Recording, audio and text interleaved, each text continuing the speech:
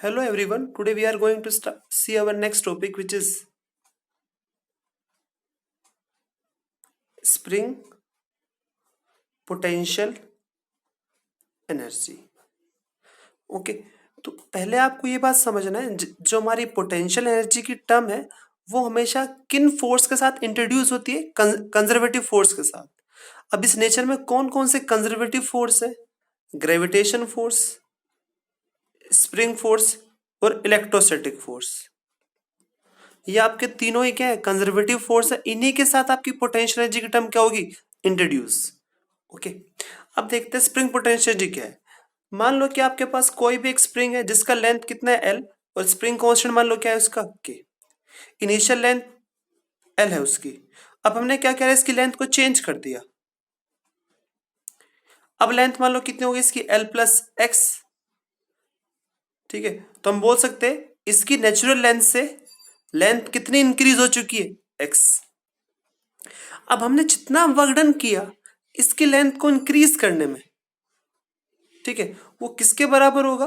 Work done is equal to क्या होता है? Change in potential energy.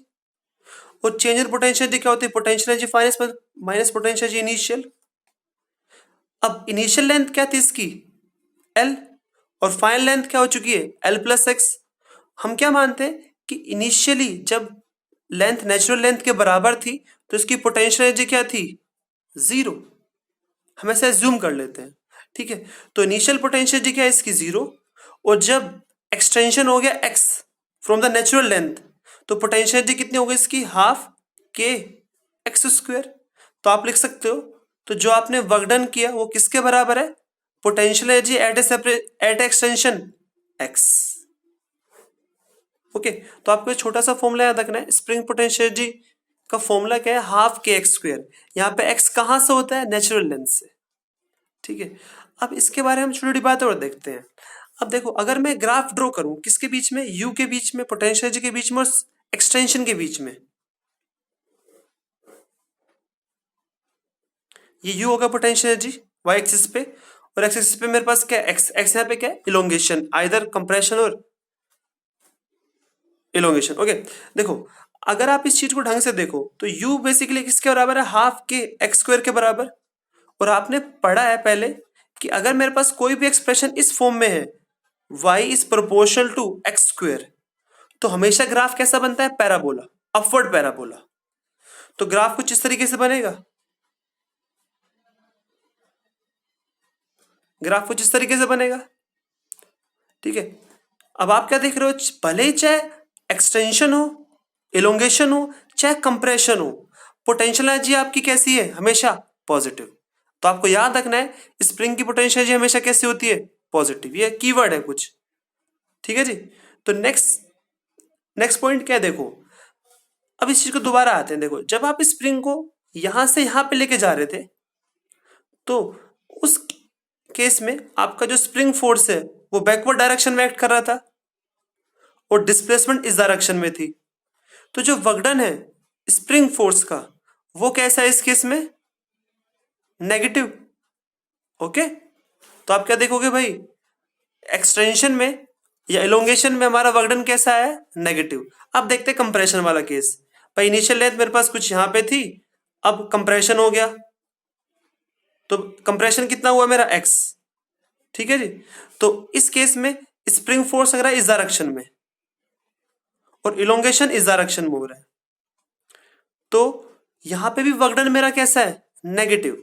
तो आपको याद रखना है जो वर्कडन होता है स्प्रिंग फोर्स का वो हमेशा क्या होता है? नेगेटिव, भले चाहे इलोंगेशन हो या कंप्रेशन हो। तो अगर मैं ग्राफ ड्रॉ करूं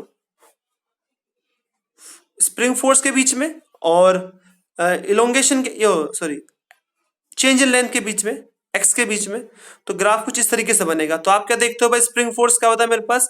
माइनस के एक्स के, यहाँ पे बेसिकली क्या है? स्लोप, और स्लोप कैसा है? नेगेटिव। तो आपके पास एक स्ट्रेट लाइन ओपन होगी जो कि कहां से पास हो रही है? ओरिजिन से, जिसका स्लोप कैसा है? नेगेटिव। तो आप क्या देख रहे हो? हमेशा आपका जो वर्कडन है वो कैसा आ रहा है? नेगेटिव, क्योंकि हम लोगों ने पढ़ा है the area of F x curve gives the work done. तो यहां पे वर्कडन नेगेटिव आ रहा है, यहां पे वर्कडन मेरा कैसा है? नेगेटिव। ओके, तो ये छोटा सा आइडिया था अभी तक स्प्रिंग पोटेंशियल एनर्जी के ऊपर। अब इसके ऊपर कैसे कैसे क्वेश्चन आते हैं वो समझते हैं। देखो, मान लो कि मेरे पास कोई भी एक स्प्रिंग है, ठीक है, जिसकी लेंथ अभी वो नेचुरल लेंथ पे है, और मैंने उसके साथ एक मास अटैच कर दिया 2 kg का, और स्प्रिंग कांस्टेंट मान लो कितना है मेरे पास, 100 न्यूटन पर मीटर। तो बताओ आफ्टर इक्विलिब्रियम इसके पास पोटेंशियल एनर्जी कितनी होगी? हम क्या बोलेंगे भाई, जब इक्विलिब्रियम आ जाएगा तो उस केस में जो स्प्रिंग फोर्स है के एक्स, वो किसके बराबर हो जाएगा? mg वाले फोर्स के बराबर हो जाएगा। तो आप लिख सकते हो, तो यहां से मेरे पास x कितना आ जाएगा, mg अपॉन में k। अब मास मुझे पता है 2, g पता है 10 और k पता है 100, तो यहां से मेरे पास कितना आ चुका है, 1 अपॉन में 5 मीटर। तो आपके पास इलोंगेशन है, k की वैल्यू है। ओके, तो आप यहां से क्या लिख सकते हो, पोटेंशियल एनर्जी लिख सकते हो। तो पोटेंशियल एनर्जी क्या आ जाएगी, हाफ के एक्स स्क्वायर, हाफ के एक्स कितना है, 1/1/5 का स्क्वायर क्या होगा, 1/25। तो यहां से मेरे पास कितना आ गया, 2। तो इसकी पोटेंशियल एनर्जी कितने आ गए यहां से, 2 जूल। ओके, और देख लेते हैं एक आध क्वेश्चन। आपको बोल दिया कि मेरे पास कोई भी स्प्रिंग है, इनिशियली वो इलोंगेट है, वो नेचुरल लेंथ पे नहीं है, इलोंगेट है पहले। वो कितनी इलोंगेट है, वो 5 सेंटीमीटर मुझे बोल दिया। उसको मैंने इंक्रीज कर दिया, मतलब 5 सेंटीमीटर से इंक्रीज कर दिया, मतलब फर्दर उसे इलोंगेट करा दिया। मान लो इलोंगेट कितना करा दिया मैंने उसको, 10 सेंटीमीटर फर्दर इलोंगेट करा दिया। तो इसका मतलब नेचुरल लेंथ से अब कितनी इलोंगेशन हो चुका है मेरा, 15 सेंटीमीटर। तो बताना है कि इस केस में जो हमारा अप्लाइड फोर्स है उसने कितना वर्क डन किया, work done of applied force. तो हम लोग कैसे करेंगे, देखो भाई, वर्क डन क्या होता है, चेंज इन पोटेंशियल एनर्जी। तो work done of applied force क्या जाएगा, यूएफ माइनस यू इनिशियल। अब यूएफ कितना है, देखो आपको मैंने पहले बताया, हमेशा जो इलोंगेशन है, कंप्रेशन है, वो कहां से लेना, नेचुरल लेंथ से। तो नेचुरल लेंथ से ये डिस्टेंस कितना है मेरे पास, 15, जो फाइनल स्टेज है उसकी। तो हाफ के 15 का स्क्वायर, बट 15 सेंटीमीटर है। अब इसको मुझे कन्वर्ट करना पड़ेगा मीटर में, तो किससे डिवाइड कर दूंगा इसको मैं, 10 की पावर 4 से। ओके, ऐसे ही इनिशियल पोटेंशियल क्या होगी इसकी, हाफ के इंटू में 5 का स्क्वायर। तो हम इसको कन्वर्ट कर सकते हैं, ठीक है जी। तो जब इसको आप सिंप्लीफाई करोगे तो क्या होगा, के की वैल्यू कितनी है, 100। तो मेरे पास कितना आ गया यहां से, 1 अपॉन में 200, 15 का स्क्वायर 225, 5 का स्क्वायर 25। तो आफ्टर सिंप्लीफिकेशन कितना आ जाएगा, 1 जूल। ओके, क्योंकि मैंने, ठीक है जी। तो यहां से मेरे पास क्या आ चुका है, work done by the applied force. तो बहुत बेसिक बेसिक क्वेश्चन थे किसके ऊपर, स्प्रिंग पोटेंशियल एनर्जी के ऊपर। ओके, अब हम लोग देखने वाले हैं नेक्स्ट बेसिकली नेक्स्ट क्या है हमारे पास, जो हमारी बहुत इंपॉर्टेंट थ्योरम है, work energy theorem. Work energy theorem क्या बोलती है, the work done of all forces is equal to change in kinetic energy. अब ऑल फोर्सेस का मतलब यहाँ पे क्या है, work done of non conservative force plus work done of conservative force. Okay, क्योंकि बता चुका हूं इस नेचर में दो तरह की फोर्स है, कंजर्वेटिव और नॉन कंजर्वेटिव। कंजर्वेटिव 3 है, स्प्रिंग, ग्रेविटेशन, इलेक्ट्रोस्टैटिक्स। उनके अलावा जो भी बच गए वो सारे कैसे, नॉन कंजर्वेटिव। हमारा जो फोर्स है जो हम लोग अप्लाई करते हैं वो भी कैसा होता है, नॉन कंजर्वेटिव में काउंट होता है, ठीक है। तो यहाँ इस इक्वेशन का यूज करके हम बहुत सारे न्यूमेरिकल सोल्व कर सकते हैं। तो हम एक दो न्यूमेरिकल देख लेते हैं इसी के ऊपर। भाई मुझे बोल दिया कि मेरे पास कोई भी एक इंक्लाइंड वेज है, एंगल मान लो 37 डिग्री है, ये हाइट मान लो 5 मीटर है, और बोल दिया गया कि ये फिक्स्ड है, ये मूव नहीं कर रहा कहीं पे भी। और यहाँ पे मेरे पास कोई भी एक ब्लॉक है 2 kg का, जिसको मैंने रिलीज कर दिया, और बोल दिया कि यहाँ पे जो वेलोसिटी है वो कितनी है, 8 मीटर पर सेकेंड। और ये जो सरफेस है मेरे पास इंक्लाइंड सरफेस, ये फ्रिक्शनलेस नहीं है, सब कुछ ना कुछ फ्रिक्शन है, और कोफिशिएंट ऑफ फ्रिक्शन मान लो कितना है, म्यू। तो आपसे पूछा find the value of coefficient of friction, तो आपको म्यू की वैल्यू निकालनी है। तो हम लोग यहाँ पे किसका यूज करेंगे, अपनी वर्क एनर्जी थ्योरम का। कैसे? देखो भाई, वर्क एनर्जी थ्योरम क्या बोलती है? Work done of all forces, मतलब work done of conservative force plus work done of non conservative force किसके बराबर है? चेंज इन काइनेटिक एनर्जी के। तो हम लोग देखते हैं भाई, कंजर्वेटिव फोर्स कौन कौन से? यहाँ पे ग्रेविटेशन फोर्स, क्योंकि देख रहे हो आप कि आपकी जो ग्रेविटेशन पोटेंशियल जो डिक्रीज हुई है, ठीक है। तो हम क्या लिखेंगे? Work done of conservative force क्या होता है? You initial minus you final plus work done of, अब यहाँ पे नॉन कंजर्वेटिव फोर्स कौन सा है? फ्रिक्शन फोर्स, ठीक है। तो फ्रिक्शन फोर्स हम कैसे निकालेंगे? देखो, अगर ये मेरे पास इंक्लाइंड सरफेस है तो फ्रिक्शन फोर्स पीछे लग रहा होगा, और फ्रिक्शन फोर्स कितना होता है? म्यू इंटू में एन। अब मुझे म्यू पता है, म्यू फाइंड आउट करना है, एन कितना होता है? M g. अब यहाँ पे कंपोनेंट कितना होगा? अगर ये मान लो 37 है तो ये कितना होता है मेरे पास? कोस वाला कोस कंपोनेंट है, तो यहाँ पे क्या होगा मेरे पास? M g cos 37। तो मेरे पास यहाँ से क्या आ चुका? Friction force mu m, m कितना है? Mu m g cos 37। ओके, तो एम कितना है यहाँ पे? 2, जी कितना है? 10, और कोस 37 क्या होता है? 4/5। तो आप इसको लिख सकते हो, फ्रिक्शन फोर्स कितना आ चुका मेरे पास? 16 म्यू। ओके, तो यहां से मेरे पास फ्रिक्शन फोर्स आ चुका है। और डिस्प्लेसमेंट कितना हुआ? पहले डिस्प्लेसमेंट निकाल लेते हैं हम लोग, ठीक है। अब डिस्प्लेसमेंट कितना होगा? अगर ये मान लो 5 है, अगर ये मान लो 5 है और ये 37 है, तो ये कितना होगा मेरे पास? हम लिख सकते हैं बाय प्रॉपर्टी 5 अपॉन में hypotenuse is equal to sine 37। और साइन 37 क्या होता है? साइन 37 होता है मेरे पास 3/5। तो ये हाइट मेरे पास कितने, सॉरी हाइपोटेनस कितना आ चुका है मेरे पास? 25/3, ठीक है। तो जो वर्क डन होगा नॉन कंजर्वेटिव फोर्स का, वो क्या आ जाएगा? फ्रिक्शन फोर्स, वो कितना है मेरे पास? 16 इंटू में mu. Friction force backward direction में और डिस्प्लेसमेंट इस डायरेक्शन में, तो वर्क डन कैसा आएगा इसका? नेगेटिव। तो वर्क डन कैसा है? नेगेटिव 16 म्यू, डिस्प्लेसमेंट कितना है? 25/3 is equal to change in kinetic energy. अब फाइनल काइनेटिक एनर्जी क्या होगी इसकी? हाफ मास इंटू में वेलोसिटी का स्क्वायर। इनिशियल क्या है? 0। अगर आप इसको सिंप्लीफाई कर दो, अब इनिशियल पोटेंशियल क्या थी इसकी? एम जी, मतलब मास कितना है? 2, जी इंटू में हाइट 5, फाइनल कितने हो गए? 0। इसको सिंप्लीफाई करो तो क्या आएगा देखना, 16 इंटू में 5 80, 400 अपॉन में 3 इंटू में म्यू, लिख सकते हैं ना हम लोग ये चीज। और यहाँ पे मेरे पास कितना आ चुका है? 64। तो अगर आप इसको सिंप्लीफाई करोगे तो ये आएगा कुछ 400 अपॉन में 3 इंटू में म्यू, और ये आ चुका है 100 माइनस 64 मतलब 36, और यहाँ पे 400 अपॉन में 3। अगर इसको आप सिंप्लीफाई करो तो कुछ ये आएगा, तो इसको आप सोल्व कर सकते हो इजिली, ठीक है। तो ये मेरे पास क्या आ चुकी है? म्यू की वैल्यू आ चुकी है, ठीक है। तो मतलब बेसिक क्या था, आपको पता होना चाहिए फ्रिक्शन फोर्स क्या होता है इसके लिए। और वर्क एनर्जी थ्योरम मैंने बता ही दिया आपको, यहाँ पे मेन तो यहाँ पे वर्क एनर्जी थ्योरम थी। ओके, अच्छा एक तो क्वेश्चन और देख लेते हैं हम लोग।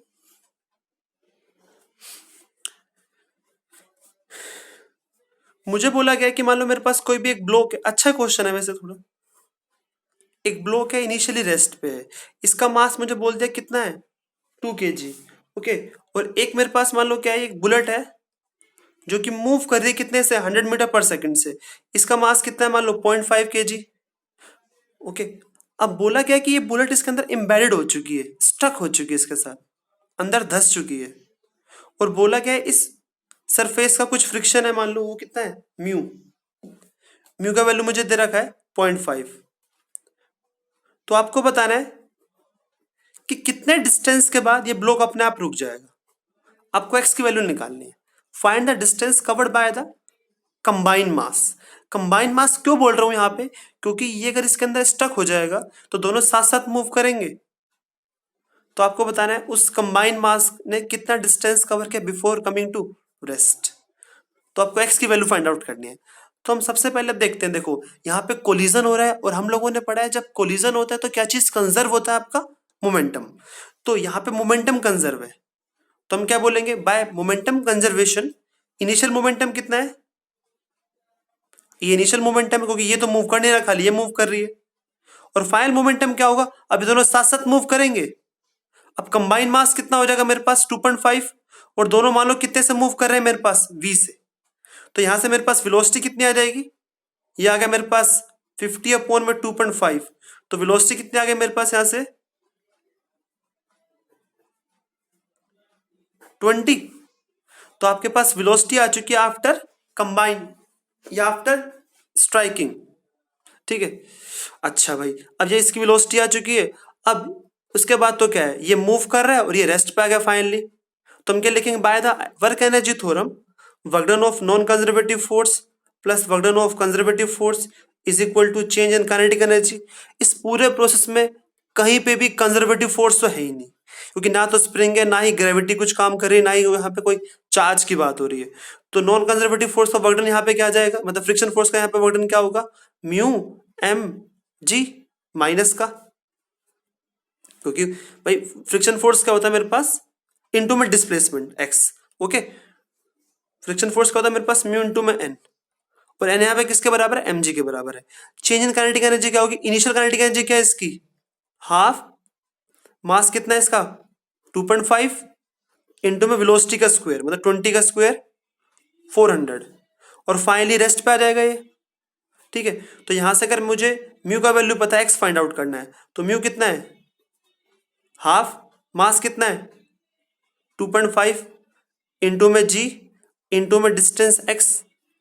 अगर इसको आप सिंप्लीफाई करोगे तो कितना आएगा 5/4 20 का स्क्वायर 400, ठीक है। देखो 10 से ये चला गया, ये चला गया 10 पे, तो अगर इसको आप सोल्व करोगे तो देखो कितना आएगा, इसको सोल्व करेंगे तो आएगा कुछ, ये मेरे पास 50, ये मेरे पास 5/2 और ये 2 पर आ गया, तो मेरे पास आ चुका है कुछ 40 मीटर।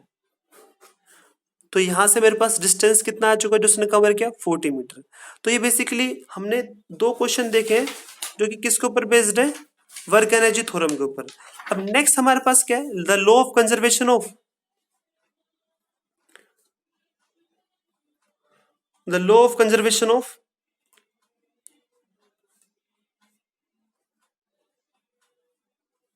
Mechanical energy. अब law of conservation of mechanical energy क्या है, if the work done of non conservative force is equal to 0, अगर सिस्टम पे नॉन कंजर्वेटिव फोर्स का वर्क डन 0 है तो उस केस में आपकी जो मैकेनिकल एनर्जी है वो कंजर्व होती है। ये बेसिकली हमारी क्या है, work law of conservation of mechanical energy, मतलब मैकेनिकल एनर्जी कंजर्व है, बट कंडीशन क्या है, the work done of non conservative force must be 0। तो आप लिख सकते हो by the work energy theorem the work done of non conservative force plus work done of conservative force is equal to change in kinetic energy. ये चीज 0 के बराबर है, और work done of conservative force क्या होता है ui माइनस uf। तो इसको आप लिख सकते हो, इसको हम लिख सकते हैं, देखो u initial plus kinetic energy initial is equal to kinetic energy final minus plus potential energy final, okay. तो ये मेरे पास क्या आ चुका है बाद law of conservation of mechanical energy. अब इसके ऊपर बेस हम छोटा सा न्यूमेरिकल देख लेते हैं। भाई मान लो मेरे पास कोई भी एक ब्लॉक है जो कि मूव कर रहा है सर्कुलर पाथ पे, ठीक है, जिसका रेडियस मान लो कितना है 5 मीटर। मुझे बोला गया इनिशियली मूव कर रहा है 10 मीटर पर सेकंड से, वो जब इस हाइट पे पहुंच जाएगा, हाइट मतलब मुझे बोला कि एंगल कितना होगा फाइनली इसका 37 एंगल हो गया, तो बताओ इसकी यहाँ पे वेलोसिटी कितनी होगी, ठीक है। तो हम लोग बेसिक से स्टार्ट करेंगे, पहले देखते हैं, और हमें बोला गया सरफेस कैसा है फ्रिक्शनलेस, कोई फ्रिक्शन नहीं है इसका। तो इस केस में आप क्या देख रहे हो कि कोई भी नॉन कंजर्वेटिव फोर्स तो है नहीं, तो यहाँ पे हमारी जो law of conservation of mechanical energy वाली इक्वेशन वैलिड है, मतलब यहाँ पे तो हम लिख सकते हैं U initial plus kinetic energy initial is equal to U final plus kinetic energy final. अब यू इनिशियल क्या है इसका 0, क्योंकि हमने क्या मान लिया कि यहाँ पोटेंशियल एनर्जी क्या है 0। काइनेटिक एनर्जी क्या है, मास मान लो कुछ भी, इसका मास x मान m मान लो बेशक, बट मास आगे जाकर कट जाएगा अपने आप ही, देखना। तो हाफ m, v कितना है 10 का स्क्वायर, ओके। u फाइनल कितना होगा भाई, अगर मान लो ये एंगल 37, ये 5, तो ये कितना होगा मेरे पास 4 मीटर हो गया। मतलब अगर ये 4, तो ये कितना होगा मेरे पास, ये हाइट कितनी होगी मेरे पास 1 मीटर। तो पोटेंशियलिटी कितनी है इसके पास अब, एम जी इंटू में 1 प्लस में हाफ इंटू में एफ वी का स्क्वायर। तो आप क्या देख रहे हो, सभी में से मास कैंसिल आउट हो गया। तो फाइनली मेरे पास क्या आ जाएगा, ऐसे 10 का square 100 divide by 250, 10 half v square. तो फाइनली मेरे पास कितना आ गया, √80। ये मेरे पास वेलोसिटी आ चुकी है इसकी इस पॉइंट पे। Okay, thanks.